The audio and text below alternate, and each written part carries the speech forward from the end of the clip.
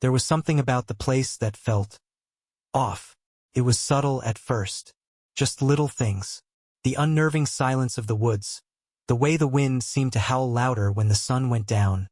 The strange creaking noises that echoed through the trees. But we ignored it. My girlfriend, Rachel, and I had been looking forward to this trip for weeks. It was her idea to pick someplace small and out of the way. A ski resort that wasn't overrun with tourists and overpriced chalets. "You can't find places like this anymore," she said, scrolling through photos on her phone. "It's so authentic." Authentic. That's what she called it. The resort, tucked into a remote mountain range somewhere in Montana, wasn't exactly polished. The cabins were rustic, the ski lifts old and rickety, and the staff seemed permanently understaffed. But it was quiet, peaceful, just the kind of escape we thought we needed. We arrived on a Thursday evening, just as the last rays of sunlight painted the mountains a deep orange. The drive up the winding mountain road had been nerve-wracking. Snow falling in thick sheets, the headlights barely cutting through the dark. The cabin itself was cozy enough. A small living room with a stone fireplace, a tiny kitchen, and a lofted bedroom with a window that overlooked the woods. The manager, a wiry man with sunken eyes and a voice like gravel, handed us the keys and gave us a strained smile. "Don't go out on the trails after dark," he said. "The forest can get disorienting." I laughed nervously. "We'll stick to the slopes."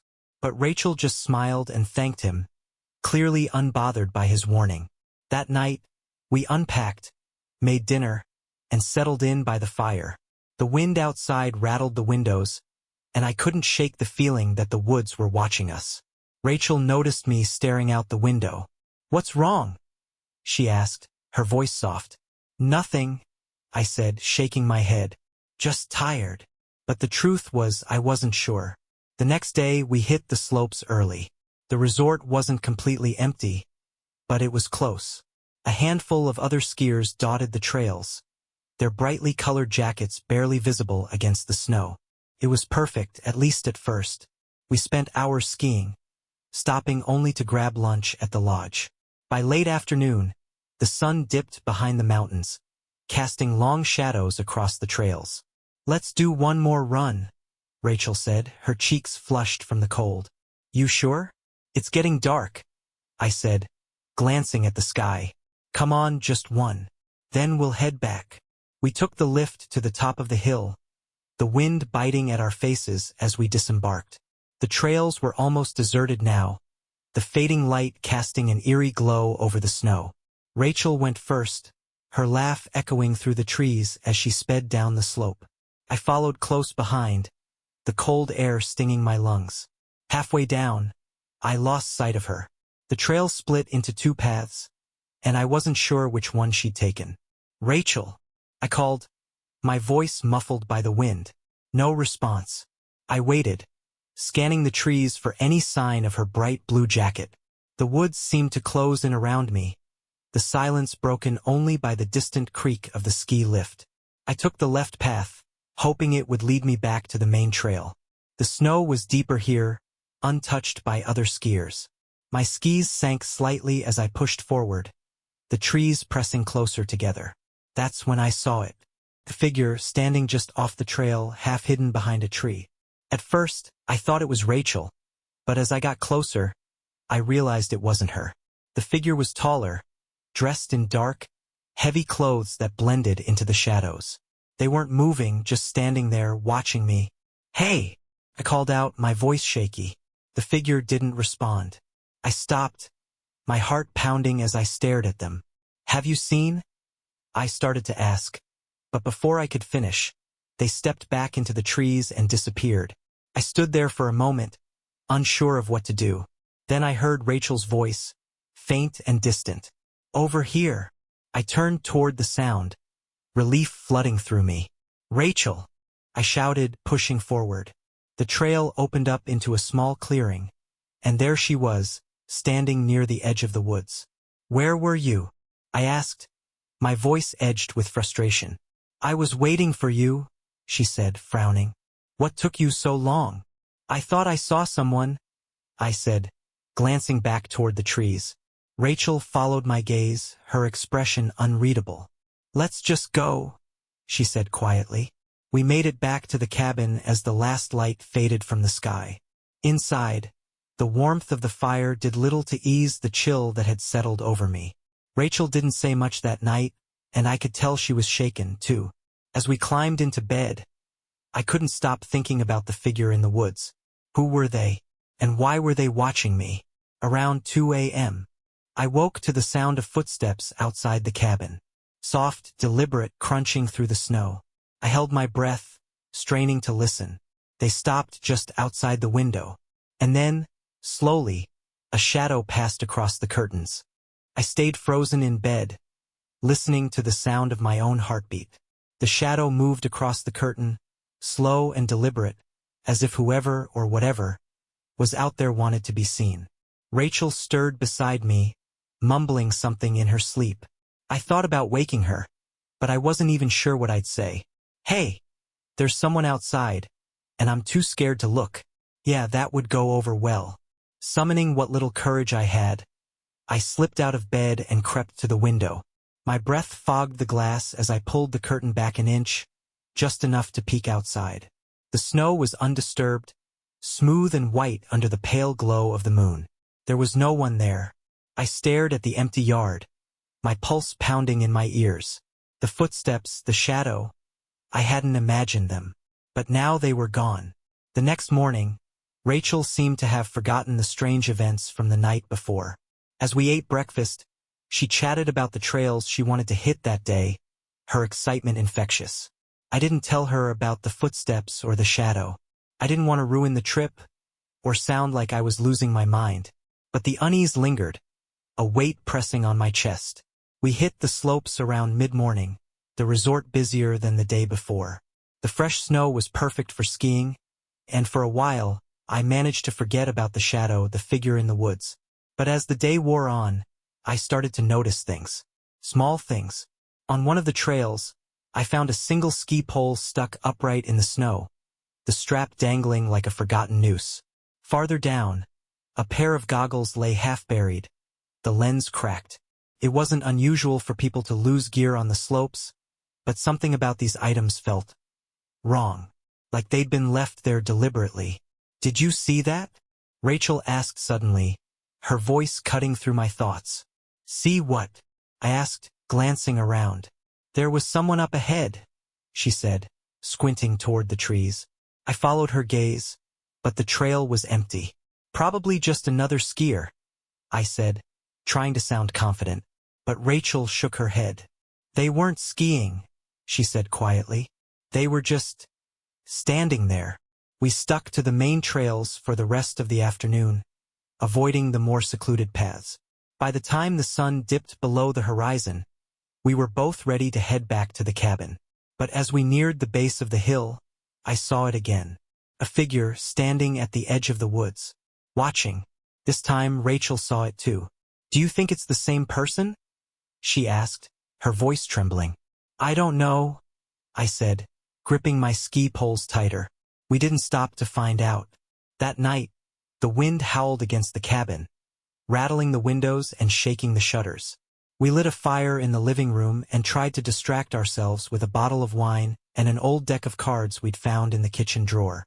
But neither of us could relax. Every so often, Rachel would glance at the window, her eyes darting toward the dark shapes of the trees beyond. "Do you think someone's following us?" she asked finally, her voice barely above a whisper. I wanted to tell her no. I wanted to say it was just our imagination, that the figure in the woods was nothing more than a curious skier or an overactive mind playing tricks on us. But I couldn't. The footsteps came again that night.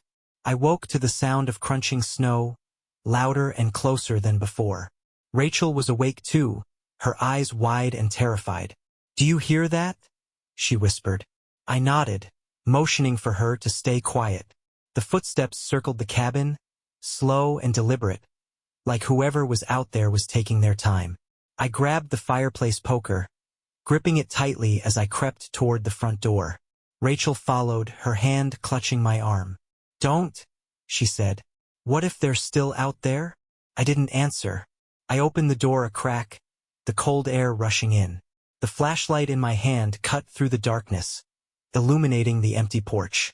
The footsteps had stopped, but in the snow just a few feet from the door were tracks. Boot prints. They led from the edge of the woods to the porch, stopping right in front of the door. But there were no tracks leading away. I shut the door, locking it tight. Rachel stood by the window, staring into the darkness. "They're still out there," she said. I joined her, the flashlight beam sweeping across the yard. At first, I didn't see anything. Then the light caught something. A faint glint, like metal. A ski pole, stuck upright in the snow, just like the one I'd seen on the trail. Except this one was right outside our cabin. Rachel gasped, grabbing my arm. "What is it?" I asked. She pointed toward the woods. There, just beyond the tree line, was a figure, standing still, watching. And this time they weren't alone. The figures didn't move. There were two of them now, standing just beyond the tree line, their silhouettes dark against the snow. Rachel and I stood frozen, staring out the window, neither of us daring to breathe. "Who are they?" she whispered, her voice trembling. "I don't know," I said, gripping the fireplace poker tighter. We stayed like that for what felt like an eternity, waiting for the figures to step closer or retreat into the woods. But they did neither. They just watched. Finally, I pulled Rachel away from the window, forcing myself to stay calm. "We need to call someone," I said. "The resort staff, the police, someone." Rachel nodded, her hands shaking as she reached for her phone. There was no signal. "Of course there isn't," I muttered, glancing at my own phone to confirm the same. The resort was remote, and while we'd had a weak signal earlier, the storm that had rolled in might have knocked out the towers. "We'll drive down to the main lodge," I said. "They'll have a landline or a radio." Rachel hesitated, her eyes darting back to the window. "What if they're out there?" she asked. "We'll go together," I said, grabbing the car keys. "Stay close to me." We bundled up and stepped outside, the icy wind cutting through us like a blade. The snow was falling heavier now, the tracks from the boots near the porch already half covered. The ski pole was still there, sticking out of the ground like a marker. I glanced toward the woods, half expecting to see the figures still standing there. But they were gone. The car was parked just a few yards from the cabin, but the trek through the snow felt longer. I kept glancing over my shoulder, convinced that we were being watched. Rachel slid into the passenger seat as I started the engine, the headlights cutting through the storm. The main lodge wasn't far, a 5-minute drive at most, but the narrow, winding road felt treacherous in the dark. The storm had picked up, the snow so thick that the windshield wipers struggled to keep up. Rachel kept glancing out the window, her hands gripping her jacket tightly. "I don't like this," she said. "Me neither," I admitted. Halfway to the lodge, we saw it. A figure standing in the middle of the road, illuminated by the headlights. I slammed on the brakes, the car skidding slightly before coming to a stop. Rachel grabbed my arm, her breathing quick and shallow. "What do we do?" she whispered. The figure didn't move.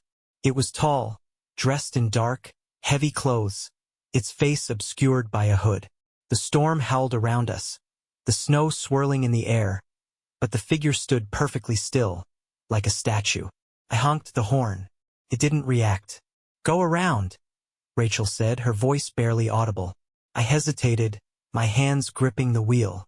The figure was blocking the narrow road, and the snowbank on either side was too high to drive over. "I'll tell them to move," I said, opening the door before Rachel could stop me. The cold hit me like a slap as I stepped outside, the snow crunching under my boots. "Hey!" I called, my voice lost in the wind. The figure didn't respond. I took a step closer, my heart pounding. "Move!" I shouted. When I was just a few feet away, the figure finally reacted. It turned its head slowly, its face still hidden in shadow. And then it spoke. "You shouldn't be here." The voice was low and raspy, like someone who hadn't spoken in years. A chill ran down my spine. Before I could respond, the figure stepped back into the storm, disappearing into the whiteout. I stood there for a moment, staring at the empty road, the words echoing in my mind. You shouldn't be here. Then I ran back to the car. Rachel was shaking when I climbed in, her eyes wide with fear. What did they say? She asked. Nothing. I lied, starting the engine. Let's just get to the lodge. When we finally reached the lodge, it was eerily quiet. The parking lot was empty, the lights inside dim. Where is everyone? Rachel asked as we stepped inside, the warm air a sharp contrast to the icy cold outside. I don't know, I said, glancing around. The front desk was empty, the phone off the hook. Hello, I called, my voice echoing in the empty lobby. No answer. We moved through the lodge, checking the dining area, the lounge, even the ski rental shop. There was no one. It was as if the entire resort had been abandoned. We need to leave, Rachel said, her voice trembling. We can't, I said. Not in this storm. What if we're the only ones left? She whispered. Before I could respond, the lights flickered and went out, plunging the lodge into darkness. Rachel grabbed my arm, her grip tight. The wind howled outside, but over it, I thought I heard something else. Footsteps. They were faint at first, but growing louder, echoing through the empty lodge. Someone's here, I said, my voice barely audible. Rachel shook her head. No, she whispered. Something's here. The footsteps stopped just outside the room. And then, in the darkness, we heard the door creak open. The door creaked open slowly, the sound slicing through the darkness like a blade. Rachel clung to me, her breathing quick and shallow. I gripped the flashlight, the beam trembling as I pointed it toward the doorway. Who's there? I called out, my voice louder than I intended. No response. The wind howled outside, rattling the windows, but the lodge itself was silent. I stepped forward, my footsteps echoing on the wooden floor. Rachel stayed close behind, her fingers gripping the back of my jacket. Maybe it's the staff, she whispered. Maybe they came back. Maybe, I said, though I didn't believe it. The flashlight beam swept across the room, illuminating the empty tables and chairs of the dining area. First, I saw nothing. Then the light caught something on the floor. Footprints. They were fresh, leading from the door to the far side of the room. Hello, I called again, my voice trembling. This time there was a response. It was faint, just a whisper, but it was enough to send a chill down my spine. Leave. The word hung in the air, low and rasping, as if it were coming from somewhere deep within the building. Rachel tugged on my arm. Let's go, she said. We shouldn't be here. For once, I agreed. We turned back toward the entrance, but before we reached it, the footsteps returned. They were louder now, deliberate, echoing from somewhere above us. We stopped, staring at the ceiling as the sound moved across the second floor, each step slow and deliberate. They're upstairs, Rachel whispered. I nodded, my grip tightening on the flashlight.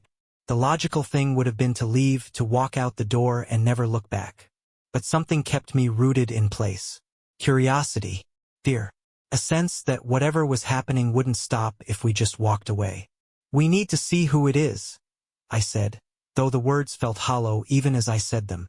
Rachel looked at me like I was insane. No, we don't, she said. We need to leave. But I was already moving toward the stairs. The staircase creaked under our weight as we climbed, the flashlight beam cutting through the shadows. The second floor was even darker than the first, the hallway stretching out like a tunnel. Doors lined the walls, each one closed except for the last one on the right. It was slightly ajar, a faint sliver of light spilling out onto the floor. The footsteps stopped as we reached the top of the stairs. For a moment, the silence was so complete that I could hear my own heartbeat. Then the whisper came again. You shouldn't be here. It was closer this time, as though the speaker was just beyond the door. I swallowed hard, stepping forward despite every instinct in my body screaming at me to turn back. Rachel clung to me, her fingers digging into my arm. Don't, she whispered, but I didn't stop. The door creaked as I pushed it open, the beam of the flashlight sweeping across the room. It was a storage closet, filled with old linens and cleaning supplies. But in the center of the room, standing perfectly still, was a figure. They were facing the wall, their back to us, their head tilted slightly to one side. "Hello," I said, my voice shaking. The figure didn't move. I took a step closer, the flashlight trembling in my hand. "Are you okay?" I asked, though the words felt absurd. Still no response. Then, slowly, the figure turned. Their face was pale and blank, their eyes sunken and empty. Their lips moved, but the voice that came out wasn't theirs. "Leave," it rasped, the words seeming to echo from the walls themselves. Rachel screamed, pulling me back as the figure took a step forward. The flashlight flickered, plunging the room into brief darkness. When the light steadied again, the figure was gone. We didn't wait to see if they would come back. We bolted down the stairs, the flashlight beam bouncing wildly as we ran. The dining area was still empty, the footprints on the floor leading nowhere. We burst through the front door into the storm, the icy wind biting at our faces. The car was still parked out front, but something was wrong. The windshield was shattered, the hood dented as though something heavy had landed on it. "What the hell?" Rachel whispered, her voice trembling. I ran to the driver's side, opening the door to inspect the damage. That's when I saw it. A single ski pole lying across the dashboard. Attached to it was a piece of paper, the edges torn and damp from the snow. Scrawled across it in jagged letters was a single word: "Stay." Rachel grabbed my arm, her eyes wide with fear. "What do we do now?" she asked. I didn't have an answer. Behind us, back in the lodge, a light flickered on in one of the upstairs windows. And in the glow of the light we saw them. Not one figure, not two, but a dozen, standing perfectly still, watching. The figures in the window didn't move. They stood there, motionless, their faces obscured by shadow. But even from a distance, I could feel their eyes on us. Rachel grabbed my arm, pulling me toward the shattered car.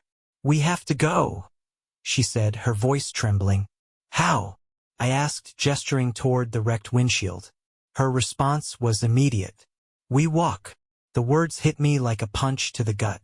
The thought of heading into the storm, with those things watching us from the lodge, made my stomach twist. But she was right. Staying here wasn't an option. We grabbed what little we could, my flashlight, her phone, a single thermos of water, and trudged into the snow. The wind howled around us, the cold cutting through our jackets as we made our way down the road. The lodge disappeared behind us, swallowed by the storm. But the feeling of being watched didn't fade. For a while, we walked in silence, the snow crunching beneath our boots the only sound. Every so often, Rachel would glance over her shoulder, her face pale and drawn. "Do you think they're following us?" she asked, her voice barely audible over the wind. I didn't answer, because I didn't want to know. The road twisted and turned, the snow piling higher with each step. The storm was getting worse, the wind driving flakes into our faces like tiny needles. Rachel stumbled, and I grabbed her arm to steady her. "We're not going to make it," she said, her voice cracking. "Yes, we are," I said, though I wasn't sure I believed it. And then we heard it. Footsteps. Soft at first, barely audible over the wind, but growing louder with each passing second. I stopped, shining the flashlight behind us. The road was empty, but the sound continued, closer now. Rachel clutched my arm, her eyes wide with fear. "Do you see anything?" she whispered. I shook my head, the beam of the flashlight cutting through the snow. "No," I said, "but they're out there." We started walking faster, our breaths coming in ragged gasps. The footsteps followed, relentless, echoing through the storm. And then, somewhere ahead of us, we saw the cabin. It was small and dark, the windows boarded up, the roof sagging under the weight of the snow. It didn't look safe, but it was shelter. "We have to try," I said, pulling Rachel toward it. She didn't argue. The door was unlocked, creaking loudly as I pushed it open. Inside, the air was stale and cold, the smell of damp wood and mildew thick in my nostrils. A single lantern hung from the ceiling, its faint glow barely illuminating the room. But at least it was warm. Rachel slumped against the wall, her breath visible in the dim light. "What is this place?" she asked, her voice barely above a whisper. I didn't answer, because my attention was on the floor. There were footprints. They led from the door to the far corner of the room, where a small hatch sat flush against the wooden boards.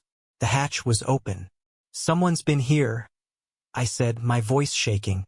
Rachel's eyes darted toward the corner. "What do you mean?"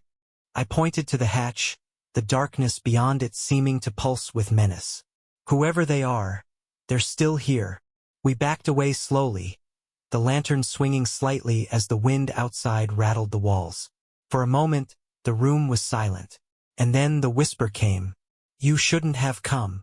It wasn't coming from the hatch. It was coming from behind us. I spun around, the flashlight beam catching a figure standing in the doorway. It was one of them. Tall, dressed in dark, heavy clothes, their face obscured. Rachel screamed, grabbing my arm, but I couldn't move. The figure stepped forward, their boots crunching on the wooden floor. "You have to leave," they rasped, their voice low and hollow. I found my voice, though it came out as little more than a whisper. "We're trying." The figure stopped, their head tilting slightly. "You won't make it," they said. Before I could respond, the lantern flickered and went out, plunging the cabin into darkness. Rachel screamed again, and I felt her hand tighten on my arm. I swung the flashlight wildly, the beam catching glimpses of movement. The figure stepping back into the shadows, the hatch closing with a soft thud. And then silence. We didn't stay to see what would happen next. We ran out of the cabin and back into the storm, the wind driving us forward as if it, too, wanted us gone. The footsteps returned almost immediately, louder now, closer, as though whoever or whatever was following us was no longer hiding. I didn't dare look back. Rachel stumbled again, and I pulled her to her feet, the panic in her eyes mirrored in my own. "There!" she shouted suddenly, pointing ahead. Through the snow, I saw it. A faint light, flickering in the distance. The lodge. We pushed forward, our legs screaming in protest, our breaths ragged. The light grew brighter, closer, until we were standing in front of the lodge doors. I threw them open, pulling Rachel inside, slamming them shut behind us. The lobby was empty, just as we'd left it. The footprints on the floor were gone, the building silent. But the feeling of being watched remained. "We can't stay here," Rachel said, her voice trembling. "We don't have a choice," I said, collapsing onto the nearest chair.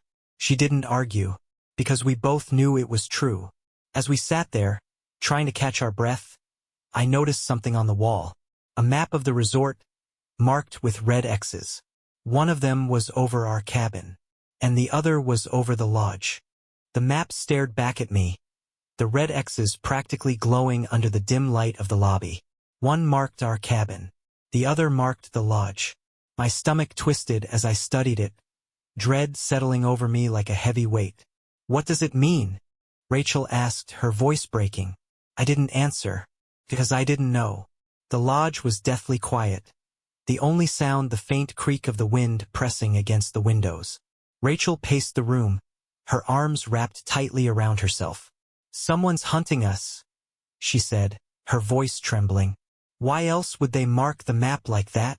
"We don't know that," I said, though I could hear the doubt in my own voice. "Don't we?"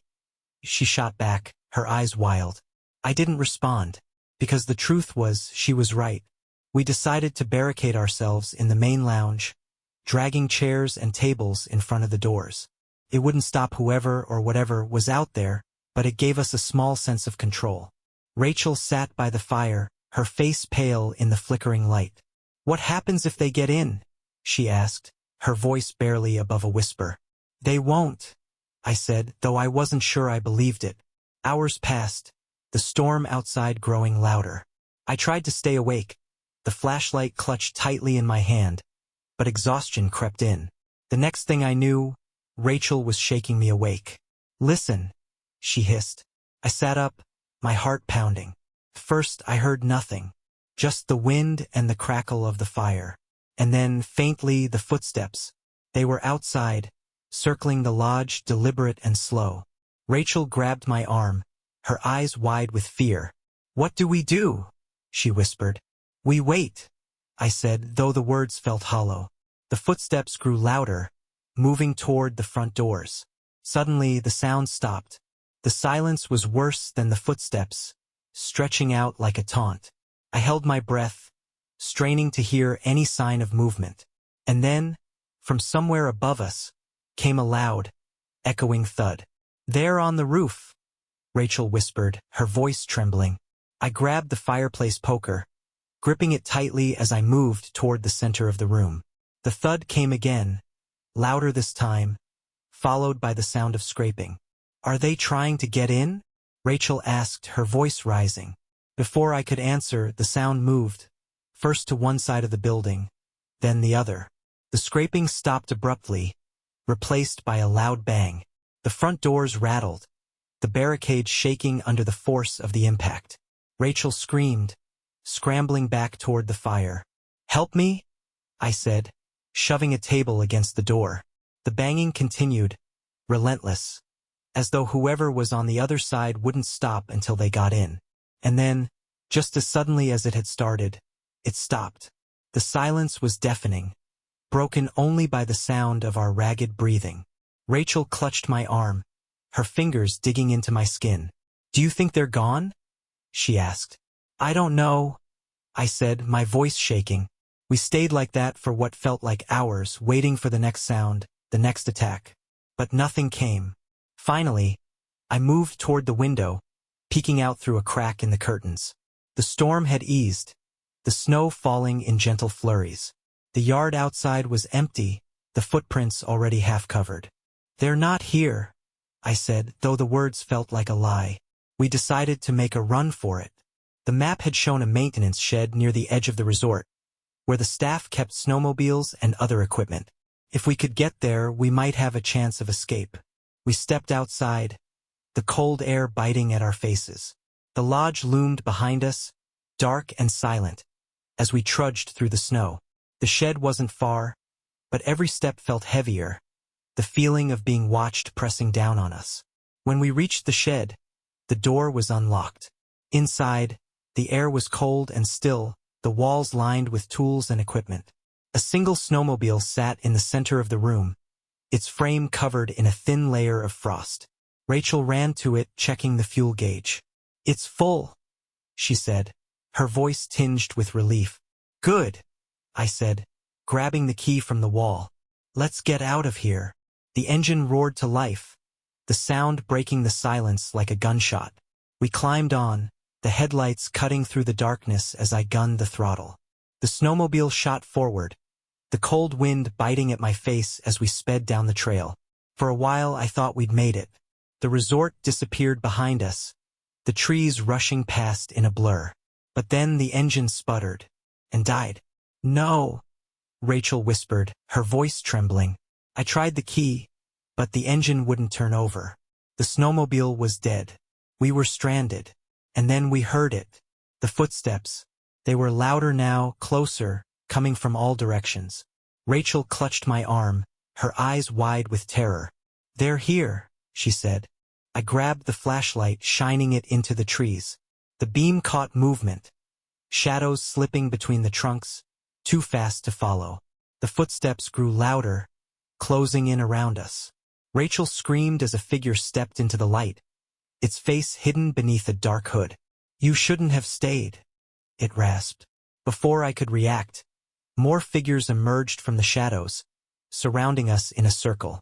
Their faces were pale, their eyes empty, their voices echoing as they spoke in unison. "You were warned." I backed away, pulling Rachel with me, but there was nowhere to go. The circle closed in, the figures stepping closer. And then, just as suddenly, they stopped. The wind died, the snow falling in a perfect stillness. The figures stood frozen, their heads tilting in unison. "Leave," they said, their voices low and hollow. The flashlight flickered, and when the beam steadied, they were gone. Rachel and I didn't wait to see if they would come back. We ran, the snow biting at our legs as we stumbled down the trail. By the time we reached the highway, the sun was rising, casting the mountains in a pale golden light. A passing truck stopped to pick us up, the driver's concerned questions going unanswered as we collapsed in the back seat.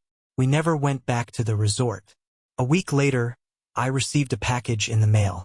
Inside was a map of the resort, the same one from the lodge. But this time, every building was marked with an X. And scrawled across the bottom were 3 words. You didn't listen. Sometimes it's not about where you go. It's about who or what was already there.